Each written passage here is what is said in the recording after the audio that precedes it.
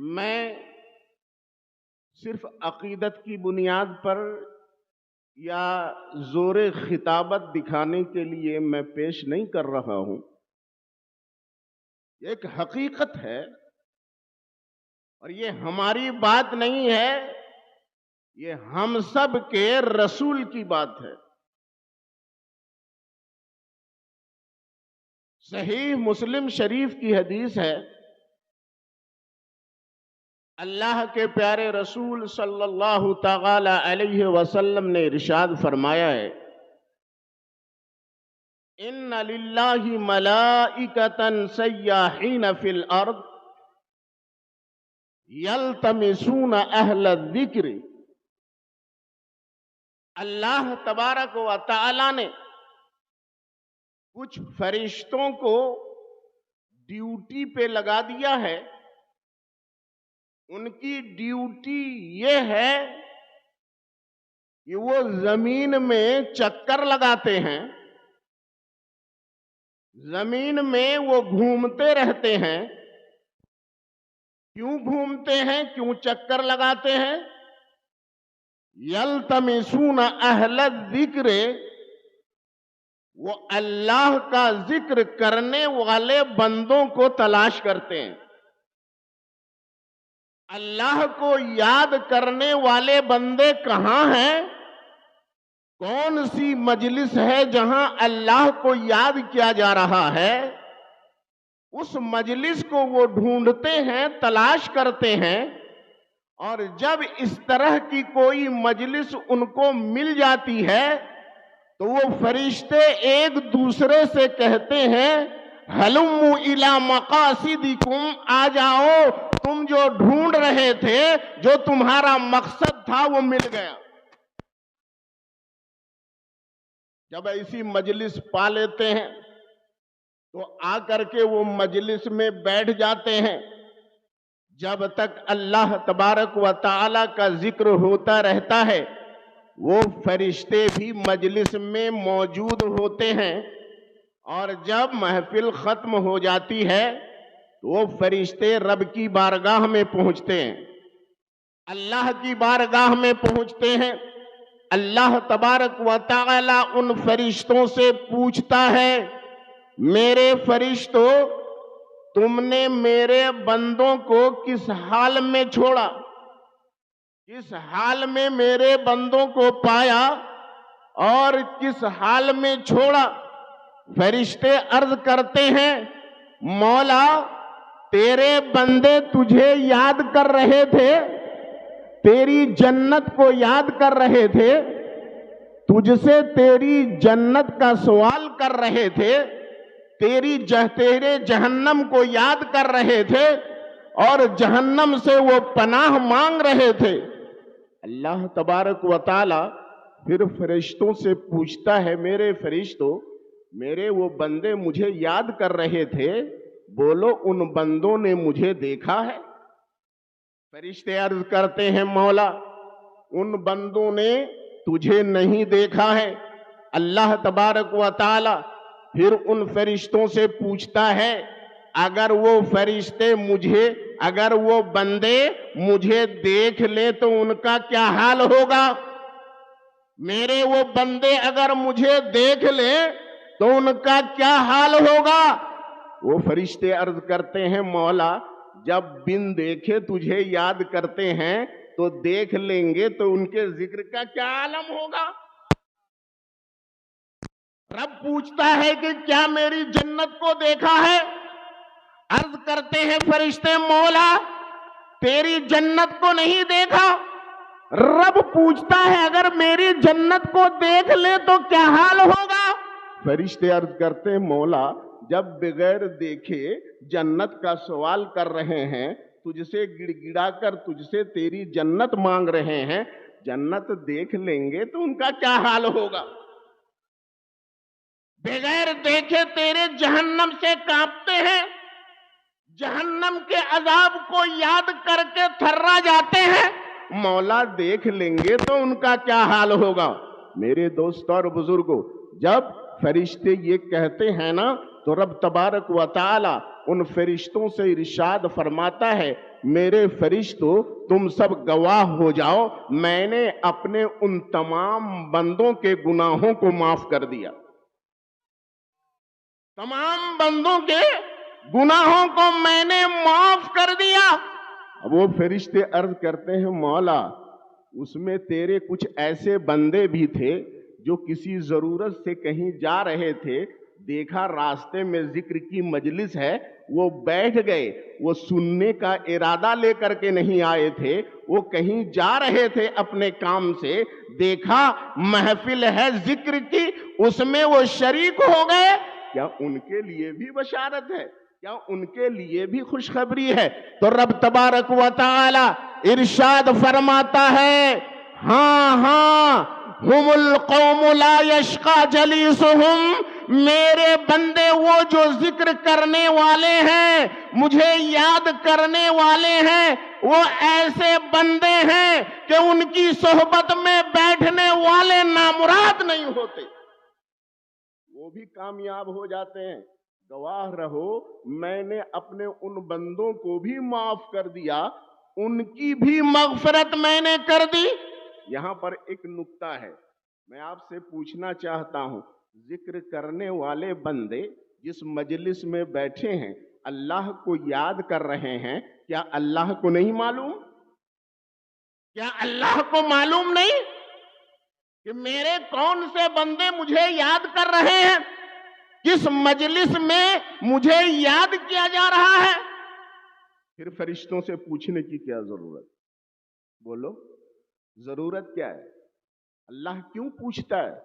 یہاں ایک نکتہ ہے میرے دوست اور بزرگوں، اللہ تو جانتا ہی ہے، وہ تو علیم و خبیر ہے، وہ دل کی دھڑکنوں کو بھی جانتا ہے، لیکن رب تبارک و تعالی اس لیے پوچھتا ہے کہ سوال ہوگا، فرشتے جواب دیں گے، پھر جواب پر سوال ہوگا، پھر جواب دیں گے، پھر سوال ہوگا، پھر جواب ملے گا، تو اللہ یہ چاہتا ہے، توجہ چاہوں گا، اللہ یہ چاہتا ہے کہ جب بندے مجھے یاد کرتے ہیں اپنی مجلس میں تو میں انہیں یاد کروں ان کی مجلس سے بہتر مجلس میں۔ اللہ یہ چاہتا ہے، بات لمبی ہوگی تو میرے ذکر کرنے والے بندوں کی بات لمبی ہوگی۔ اللہ تبارک و تعالی نے یہ بھی ارشاد فرمایا ہے نا کہ اگر بندہ مجھے تنہائی میں یاد کرتا ہے ذکرتہ فی نفسی، تو میں اپنی شان اکتائی کے ساتھ اسے یاد کرتا ہوں۔ میں احتیاط کے ساتھ عرض کر رہا ہوں، ان ذکرنی فی نفسی ذکرتہ فی نفسی، اگر بندہ تنہائی میں مجھے یاد کرتا ہے، مجھے یاد کرتا ہے تنہائی میں، تو میں اپنی شان اکتائی کے ساتھ اسے یاد کرتا ہوں۔ وَإِن ذَكَرَنِي فِي مَلَئٍ ذَكَرْتُهُ فِي مَلَئٍ خَيْرٍ مِّن مَلَئِهِ، اور اگر بندہ مجھے یاد کرتا ہے کسی مجلس میں، کسی محفل میں، تو میں اس کی مجلس سے بہتر مجلس میں اسے یاد کرتا ہوں۔ فرشتوں کی مجلس ہماری مجلس سے بہتر ہے کہ نہیں؟ ہماری محفل سے فرشتوں کی محفل اچھی ہے کہ نہیں؟ ہم اس محفل میں یاد کر رہے ہیں اللہ کو، تو اللہ ہمیں بدلہ یہ دیتا ہے کہ فرشتوں کی محفل میں وہ ہمیں یاد فرماتا ہے۔ کتنی کرم نوازی ہے میرے دوستو! تو وہ کیسے محروم لوگ ہوں گے جو اللہ کا ذکر ہو اور ذکر سن کر بھی وہ اس سے غافل رہیں، دور رہیں، اس محفل میں شریک نہ ہو، وہ محروم لوگ ہیں، اللہ کی رحمت سے محروم ہیں۔ تو میرے دوست اور بزرگوں، یہ پاک محفل ہے، یہاں اللہ کی رحمت کے فرشتے موجود ہیں، اور جب تک آپ رہیں گے فرشتے اپنے پروں سے آپ پر سایہ کیے ہوئے رہیں گے۔ حفتہم الملائکہ، فرشتے اپنے پروں سے ذکر کرنے والے بندوں کو اپنے پروں سے ڈھانپ لیتے ہیں، پروں کا سایہ کیے ہوئے رہتے ہیں۔ محترم حضرات، تو اس لیے گزارش یہ ہے کہ اس طرح کی محفل میں آئیں، ایک تو یہ ہے کہ با ادب ہو کے بیٹھیں، مؤدب ہو کر کے بیٹھیں، اور بیٹھنے میں بھی سلیقہ ہونا چاہیے۔ پیارے نبی نے ہمیں سلیقہ بتایا ہے، ہمیں طریقہ بتایا ہے۔ پیارے آقا نے ارشاد فرمایا کہ جماعت میں مجھ سے قریب وہ لوگ ہوں جو سوجھ بوجھ والے ہیں، جو عقل و شعور رکھنے والے ہیں، باتوں کو سمجھنے والے ہیں، وہ مجھ سے قریب ہو کر کے بیٹھیں۔ اس کے بعد ثم اقربہم، تو سب سے آگے کن کو بیٹھنا چاہیے؟ جو سوجھ بوجھ رکھتے ہیں، جو باتوں کو سمجھتے ہیں۔ یہ نہیں ہے آج کل محفلوں کا حال کیا ہو گیا ہے، جتنے نتھو بدھو ایرے غیرے ہیں وہ سامنے بیٹھتے ہیں، بس وہ سر ہلاتے رہتے ہیں، اور جتنے عقل مند لوگ ہیں دور بیٹھیں گے، دور ہو جائیں گے۔ آقا کائنات نے ارشاد فرمایا، ایک حدیث پاک میں آیا، بخاری شریف کی حدیث ہے، ایک مرتبہ سرکار واعظ بیان فرما رہے تھے، لوگوں کو نصیحت فرما رہے تھے، اتنے میں تین آدمی آئے۔ ایک آدمی آیا اور بالکل قریب بیٹھ گیا، دوسرا تھوڑا دور بیٹھا، اور تیسرا واپس چلا گیا۔ قریب بیٹھا اس لیے کہ تاکہ نبی کی باتیں اچھی طرح سنیں سمجھیں، اور دوسرے نے سوچا یہاں بڑے بڑے صحابہ کرام بیٹھے ہوئے ہیں، ابو بکر صدیق موجود ہیں، عمر فاروق موجود ہیں، عثمان غنی بھی موجود ہیں، مولا علی بھی موجود ہیں، اتنے بڑے بڑے صحابہ موجود ہیں، ہم تو ایک کمترین انسان ہیں، ہم کو تو یہاں ان کے بغل میں، ان کے بازو میں نہیں بیٹھنا چاہیے، وہ تھوڑا دور جا کر کے بیٹھے۔ لیکن تیسرا واپس چلا گیا۔ نبی پاک جب واعظ سے فارغ ہوئے تو ارشاد فرمایا، جانتے ہو وہ تین آدمی کیسے ہیں؟ ان تین آدمیوں کا حال میں تمہیں بتاؤں۔ اما الاول فدنا فادناہ اللہ، پہلا آدمی جو میری مجلس کے قریب آ کر کے بیٹھا، وہ قریب آیا، فادناہ اللہ، اللہ تعالیٰ نے اسے اپنی رحمت کے قریب کر لیا۔ وَأَمَّا الثَّانِي فَاسْتَحْيَا مِنْهُ اللَّهُ، دوسرا آدمی وہ کچھ حیا کر گیا، اس کو کچھ شرمندگی ہوئی، حیا آئی، فَاسْتَحْيَا مِنْهُ اللَّهُ، تو اللہ تبارک و تعالی نے اس سے حیا کی، مطلب اللہ تعالیٰ کے عذاب سے بچ گیا، اللہ تعالیٰ کے عتاب سے بچ گیا، اللہ تعالیٰ کی سزا سے بچ گیا۔ وَأَمَّا الثَّالِثُ فَأَعْرَضَ مِنْهُ اللَّهُ، لیکن تیسرا آدمی جو مجلس میں آیا پھر واپس چلا گیا، اعراض کیا، اللہ تبارک و تعالی بھی اس سے اعراض کیا۔ اللہ کی رحمت نے بھی اس سے منہ موڑ لیا، اللہ تبارک و تعالی کی رحمت نے بھی اعراض کیا۔ پتہ کیا چلا؟ جب نبی کی محفل میں آؤ، ذکر کی مجلس میں آؤ، ذکر رسول کی مجلس میں آؤ، تو باتوں کو سمجھنے کے لیے اور سمجھ کر عمل کرنے کے لیے قریب آ کر بیٹھنے کی کوشش کرو، قریب بیٹھو۔ میرے آقا نے یہ درس دیا ہے میرے دوستوں اور بزرگوں۔ اب میں ان چند تمہیدی کلمات کے بعد میں اپنے عنوان کی طرف آتا ہوں۔ میرے دوستوں اور بزرگوں، یہ جو ادارہ ہے آپ کا نا، یہاں سے کیا ملتا ہے؟ بولیے، دولت ملتی ہے، روپیہ پیسہ آپ کو ملتا ہے، کچھ خزانہ یہاں سے ملتا ہے؟ ہاں ملتا ہے۔ کس کا خزانہ ملتا ہے؟ علم کا خزانہ ملتا ہے، شریعت کا خزانہ ملتا ہے، طریقت کا خزانہ ملتا ہے۔ میرے دوستوں اور بزرگوں، یہ ادارہ ہے، یہ دینی ادارہ، علم دین کے فروغ میں مصروف ہے۔ یہ ادارہ علم دین کی تبلیغ و اشاعت میں یہ ادارہ مصروف ہے، تو آپ کی توجہ اس ادارے کی طرف ہونی چاہیے کہ نہیں؟ اس کو آگے بڑھانا چاہیے کہ نہیں؟ اس کے معیار کو مضبوط کرنا چاہیے کہ نہیں؟ دوستو یاد رکھو، زمانہ بدل رہا ہے، علم کو پھیلاؤ، علمی قلعے کو مضبوط کرو، جلسوں میں پیسہ کم خرچ کرو، جلسہ ہلکا کرو، مدرسہ کو بھاری کرو، دینی ادارے کو بھاری کرو۔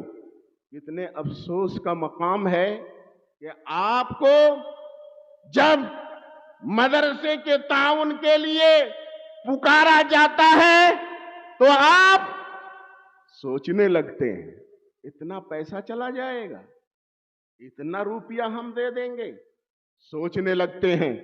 یقین جانو جب تک یہ دینی ادارے باقی رہیں گے، علم دین کے یہ مرکز جب تک باقی رہیں گے، قیامت نہیں آئے گی، قیامت نہیں آئے گی۔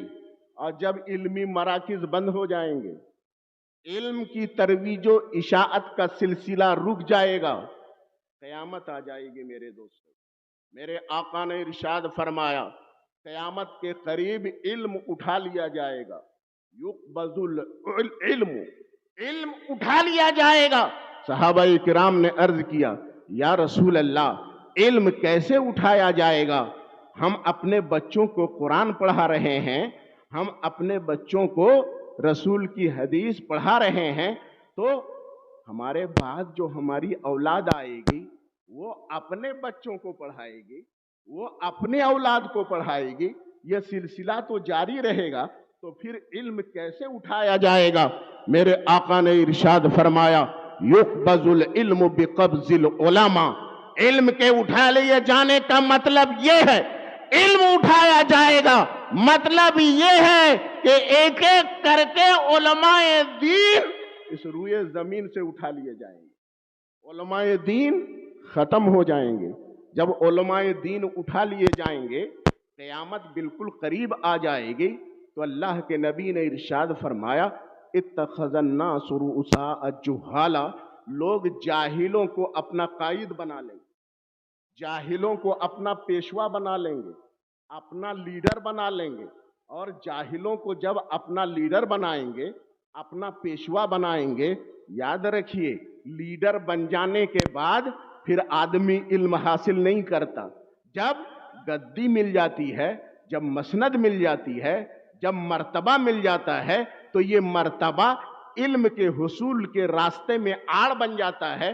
اس لیے حضرت عمر فاروق رضی اللہ تعالی عنہ نے خلفاء سے ارشاد فرمایا تھا، اپنے عمرہ سے ارشاد فرمایا تھا تعلموا قبل ان تسودوا، تم سردار بنائے جانے سے پہلے علم حاصل کرو، سردار بننے سے پہلے علم حاصل کرو، امیر بننے سے پہلے علم حاصل کرو، لیڈر بننے سے پہلے علم حاصل کرو۔ اس لیے کہ جب تم امیر بن جاؤ گے، حاکم بن جاؤ گے، لیڈر بن جاؤ گے، پیشوا بن جاؤ گے، تو پھر تم سوچنے لگو گے، آر محسوس ہوگی، شرمندگی ہوگی کہ کیسے کسی عالم کے پاس جا کر مسئلہ پوچھوں، کیسے کسی عالم سے قرآن کا علم سیکھوں۔ حیا آئے گی، جب حیا آئے گی تو تم علم حاصل نہیں کر سکو گے۔ اس لیے فرمایا حضرت عمر فاروق نے تعلموا قبل ان تسودوا، سردار بننے سے پہلے علم حاصل کرو۔ قیامت کے قریب جب علم اٹھا لیا جائے گا، جاہل ہی باقی رہ جائیں گے، تو اب لوگ جب مسئلہ پوچھیں گے نا، شریعت کا حکم پوچھیں گے، تو کس سے پوچھیں گے؟ بولیے، پوچھیں گے نا، کسی سے پوچھنے کی ضرورت پیش آئے گی کہ نہیں؟ یہاں پر حدیث میں ایک نکتہ ہے، توجہ چاہوں گا، کیا کبھی ایسا بھی ہوگا کہ کسی گھاس چھیلنے والے سے کوئی مسئلہ پوچھے؟ کوئی چائے کی دکان کرنے والے سے کوئی مسئلہ پوچھے گا؟ کوئی پان کی دکان چلانے والے سے کوئی شرعی مسئلہ پوچھے گا؟ ایسا نہیں ہوگا. مطلب کیا ہے؟ وہ دیکھنے میں عالم ہوگا, وہ دیکھنے میں فاضل ہوگا, جبہ و دستار والا ہوگا, وہ سند والا ہوگا, معلوم ہوگا یہ عالم ہے, لیکن علم سے خالی ہوگا, علم سے عاری ہوگا. شکل تو عالم کی ہوگی, شکل و صورت تو عالم و فاضل کی ہوگی, لیکن علم شریعت سے خالی ہوگا. اور جب علم شریعت سے خالی ہوگا نا, لیکن مسئلہ تو لوگ پوچھیں گے نا, شریعت کا حکم تو لوگ پوچھیں گے نا, اور جب پوچھیں گے تو وہ یہ سوچے گا کیسے کہہ دوں کہ مجھے نہیں معلوم ہے. شرمندگی کی بات ہے, آر کی بات ہے. اپنے جبہ و دستار کی لاج بچانے کے لیے کچھ بھی کہہ دے گا, کچھ بھی بول دے گا. تکا لگ گیا تو تیر, ورنہ تکا ہے.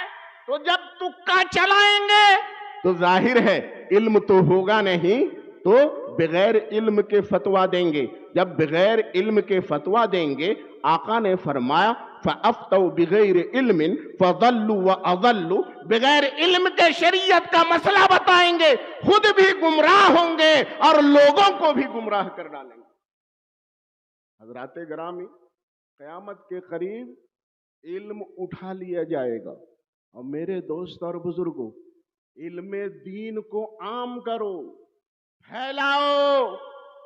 ہر گھر میں ہر بچہ کم سے کم وہ شریعت کا اتنا علم رکھنے والا ہونا چاہیے جس کو اپنے بنیادی عقیدے معلوم. بنیادی عقیدہ کا پتہ نہیں ہے. بہت سے ایسے لوگ ہیں کہہ دیتے ہیں, بول دیتے ہیں. نوجوانوں کو دیکھیے, آج کا حال, نوجوانوں کا حال یہ ہے, دیکھو موبائل میں مصروف, اور وہ سمجھتے ہیں کہ موبائل ہی سے ہم سارا علم دین سیکھ لیں گے. موبائل عالم نہیں ہے. تم جو یوٹیوب اور جو یہ فیس بک اور سوشل میڈیا سے علم دین حاصل کرنے کی کوشش کرتے ہو, یاد رکھو یہ معلومات دینے والے, معلومات. اور معلومات میں دیکھیے, نالج میں علم میں فرق ہے. یہ سب نالج تو دیتے ہیں, ضروری نہیں ہے کہ نالج صحیح ہو.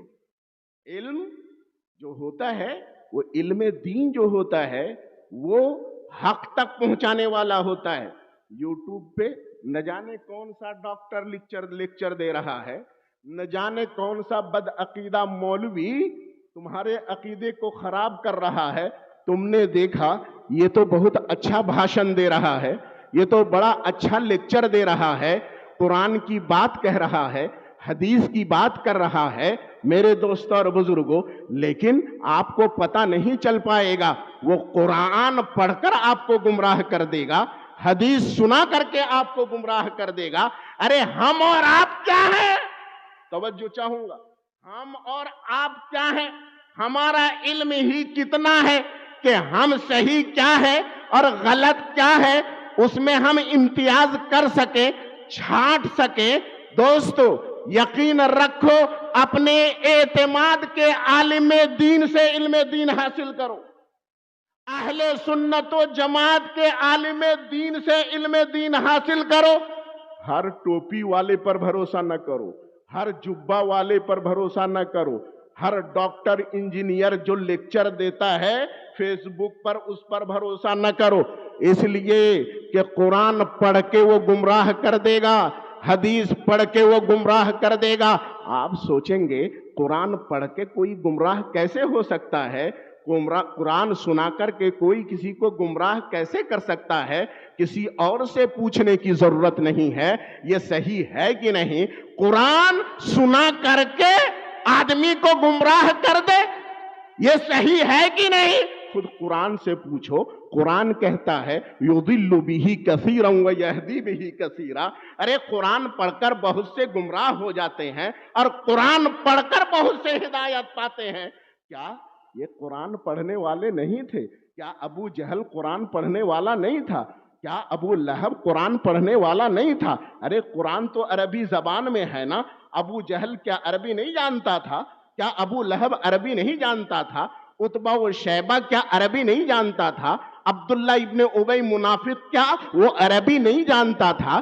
کیا یہ بدعقیدہ سارے مولوی جن کو آپ وہابی اور دیوبندی کہتے ہیں، اس کے بڑے بڑے علماء ہیں، کیا انہوں نے قرآن نہیں پڑھا ہے، حدیث نہیں پڑھی ہے؟ کیا وہ بخاری نہیں پڑھتے ہیں؟ کیا وہ مسلم نہیں پڑھتے؟ کیا وہ ابن ماجہ نہیں پڑھتے؟ کیا وہ نسائی نہیں پڑھتے؟ بولو، حدیث کی کتابیں وہ بھی تو پڑھتے ہیں، قرآن کی تفسیر وہ بھی تو پڑھتے ہیں، لیکن گمراہ کیوں؟ توجہ چاہوں گا، قرآن یقیناً ہدایت دینے والا ہے، قرآن کو نور کہا گیا ہے، قرآن کے اندر ہی قرآن کو نور کہا گیا ہے، اور نور ہدایت دینے والا ہے، نور ہدایت دینے والا ہے، روشنی ہدایت دینے والی ہے۔ میرے دوست اور بزرگوں، جو یہ لائٹ ہے نا، اس لائٹ سے آپ اندھیرے کو چھانٹ دیتے ہیں نا، گھر کا راستہ آپ کو معلوم ہو جاتا ہے، آپ کو رہنمائی مل جاتی ہے، تو لائٹ سے ہدایت ملتی ہے، لائٹ سے راستہ آپ دیکھ لیتے ہیں۔ لیکن میں آپ کی توجہ چاہوں گا، یہ جو لائٹ ہے نا، یہ جو نور ہے نا، یقیناً نور ہدایت دینے والا ہے، قرآن نور ہے، یہ بھی ہدایت دینے والا ہے، لیکن میں آپ کی توجہ چاہوں گا، نور کب ہدایت دے گا؟ روشنی سے کب ہدایت ملے گی؟ نور سے ہدایت حاصل کرنے کے لیے، نور سے ہدایت حاصل کرنے کے لیے بھی ایک نور کی ضرورت ہے۔ لائٹ سے ہدایت حاصل کرنے کے لیے بھی لائٹ کی ضرورت ہے، تو قرآن سے ہدایت حاصل کرنے کے لیے نور ہے قرآن، اس کے لیے بھی نور چاہیے۔ میرے دوست اور بزرگوں، کیا اندھے کو اگر ٹارچ دے دو، کیا وہ گھر کا راستہ دیکھ لے گا؟ بولو، کیا اس لائٹ سے اندھا کیا دیکھ لے گا؟ جو اندھا ہے اسے کیا رہنمائی ملے گی؟ بولو، اس لائٹ سے کچھ فائدہ اسے حاصل ہوگا؟ اس لائٹ سے اندھے کو کچھ فائدہ حاصل نہیں ہوگا۔ کیوں؟ اس لیے کہ یہ نور تو ہے، یہ لائٹ تو ہے، لیکن اس لائٹ سے فائدہ حاصل کرنے کے لیے جس نور کی ضرورت ہے وہ نور اس کے پاس نہیں ہے، بیچارہ اس نور سے محروم ہے، تو آنکھوں کا نور چاہیے نور سے ہدایت کے لیے۔ توجہ چاہوں گا، غور کیجئے گا، لائٹ سے راستہ دیکھنے کے لیے آنکھوں کی لائٹ چاہیے، آنکھوں کا نور چاہیے، اور قرآن سے ہدایت حاصل کرنے کے لیے نور مصطفیٰ چاہیے، نور مصطفیٰ چاہیے۔ حضرات گرامی، اس لیے میں یہ کہتا ہوں کہ اس وقت تک قرآن کسی کے لیے ہدایت ہو ہی نہیں سکتا جب تک کہ وہ سنت رسول کو نہ اپنا لے۔ جب تک سنت رسول کو نہ اپنائے، قرآن سے ہدایت نہیں مل سکتی۔ میرے دوست اور بزرگوں، تو میں عرض کر رہا تھا کہ آپ کو نور لینا ہے نا، علم دین نور ہے نا، اس کو حاصل کرنا ہے تو کس سے حاصل کرنا ہے؟ نور والوں سے حاصل کرنا ہے، نور والوں سے لینا ہے۔ اور نور والے کون ہیں؟ اہل بیت اطہار ہیں، حسن و حسین ہیں، مولا علی ہیں، شبیر و شبر ہیں۔ میرے دوست اور بزرگوں، اہل بیت کا دامن تھامو، قرآن سے گمراہ نہیں ہوگے، اس نور سے فائدہ ملے گا۔ اہل سنت کو وہ نور ملا ہے نبی کے واسطے سے، اہل بیت کے ذریعے سے، صحابہ کے ذریعے سے وہ نور ملا ہے، تو اب اہل سنت و جماعت والے ہی حقیقت میں ہدایت دینے والے ہیں، اور یہی ہدایت یافتہ ہیں۔ تو میرے دوست اور بزرگوں، میں آپ کو ایک حدیث سنا کر کے اپنی بات ختم کر دیتا ہوں۔ حضرات گرامی، ایک مرتبہ درود پاک پڑھ لیجئے جھوم جھوم کر اپنے انداز میں، اللہم صلی علی۔ لوگ یہ کہتے ہیں نا آج، ارے بھائی جس سے چاہیں گے ہم سن لیں گے قرآن، اچھا وہ اگر بولے گا تو ہم لے لیں گے، اگر کچھ خراب بولا تو ہم نہیں لیں گے، اچھی باتیں لے لیں گے اس سے اور خراب باتیں نہیں لیں گے۔ اچھا، اگر تو اتنا ہی عقل مند ہے، اچھا کیا ہے برا کیا ہے، تم اس میں فرق کر سکتے ہو, امتیاز کر سکتے ہو, اتنا تو قابل ہے تو پھر سنے گا کیوں؟ یہ کون سی جہالت والی بات ہے؟ جب اتنا بڑا تو ہے تو پھر سنے گا کیوں؟ اب سنو عبرت والی بات, عبرت والی بات. حضرت محمد ابن سیرین رحمت اللہ تعالی علیہ جلیل القدر تابعی محدث, حضرت محمد بن سیرین سے علم والا کوئی ہے یہاں؟ بولیے نہیں نا. جلیل القدر تابعی, ان کے پاس دو آدمی آئے. آنے کے بعد انہوں نے کہا اے ابن سیرین, میں یہ چاہتا ہوں کہ میں آپ کو, ہم دونوں کچھ قرآن کی آیتیں ہم دونوں آپ کو سنانا چاہتے ہیں. محمد ابن سیرین نے فرمایا نہیں, میں تم سے قرآن نہیں سننا چاہتا, قرآن نہیں سنوں گا. کہا پھر کچھ حدیثیں ہی سن لیجیے, حدیثیں سنا دیتا ہوں. انہوں نے کہا نہیں, میں تم سے حدیثیں بھی نہیں سنوں گا, تم دونوں یہاں سے چلے جاؤ اس مجلس سے, ورنہ میں یہاں سے چلا جاؤں گا. وہ دونوں چلے گئے تو پوچھنے والوں نے پوچھا اے ابن سیرین, آپ تو جلیل القدر مفسر محدث اتنے بڑے عالم دین, وہ تو قرآن کی آیتیں سنانا چاہ رہے تھے نا, کچھ حدیثیں سنانا چاہ رہے تھے, سننے میں کیا حرج تھا, آپ نے سنا کیوں نہیں؟ قربان جاؤ, عبرت حاصل کرو مسلمانوں, سنیوں. حضرت محمد ابن سیرین رحمت اللہ تعالی علیہ نے جواب دیا, جانتے ہو وہ دو آدمی کیسے تھے؟ یہ دو آدمی جو آئے تھے نا, یہ دونوں گمراہ تھے, بد عقیدہ تھے. اگر یہ قرآن کی کوئی آیت سناتے, ہو سکتا تھا کہ تفسیر کچھ ایسی بیان کرتے, کوئی غلط معنی کسی آیت کا ایسا بیان کرتے کہ وہ غلط معنی ان کی بد عقیدگی کی دلیل وہ ہو جاتی, اور وہ دلیل میرے دل میں جم جاتی. ہو سکتا تھا کہ میں گمراہ ہو جاتا, حدیث کی کوئی تشریح بیان کرتا جس کی وجہ سے اس کی بد عقیدگی میرے اندر آ جاتی. اس خوف سے, اس ڈر سے میں نے ان دونوں سے نہ قرآن کی آیت سنی نہ حدیث سنی.